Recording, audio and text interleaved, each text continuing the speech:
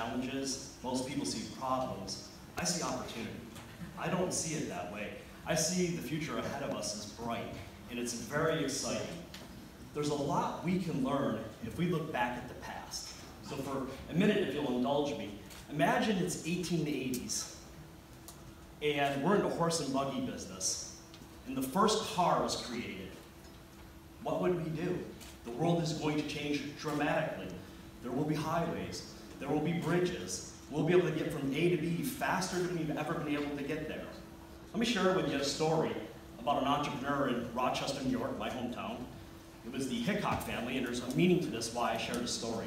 They were in the horse and buggy business in the 1800s. When the cars came, they pivoted because they were entrepreneurs, and they made seatbelts. And seatbelts created a new industry in America that we did not have, or in the world that we did not have. The reason I share that story is entrepreneurs pivot.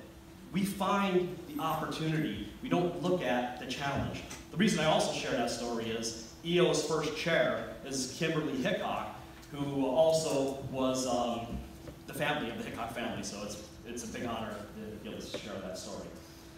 The other story I'd like to share is the question of, do the SDGs, do they carry forward? And I had some time to reflect on that, and I thought about a story when I was in the Middle East before the SDGs were even defined. And I was at a meeting with entrepreneurs from all over the Middle East, and I'm American, so I was the oddball out in the room. And it was such an amazing evening talking to other entrepreneurs, hearing their story, hearing them share what was going on. And you would think culturally, religiously, we're all so very different. But the really interesting thing that came out of that evening was the conversations we had was about family, business, community, and personal. How are you feeling about your business? How are you feeling about your life and where you are? In the EO, we talk about the totality of the entrepreneur, and that is the totality. It's your business, it's your community, it's your family, and it's yourself. When I stood back and started thinking about that evening and how special it was, how we were all the same that night, there was a common theme and a common ideology we had.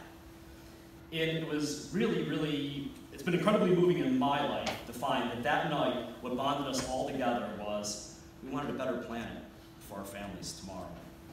We wanted to create prosperity for our employees, for our communities, for our families. We wanted to have a more peaceful world, a world that's tolerant, a world that's inclusive. Pretty powerful when you think about when you get a group of entrepreneurs that aren't constrained by government regulations, what we can achieve.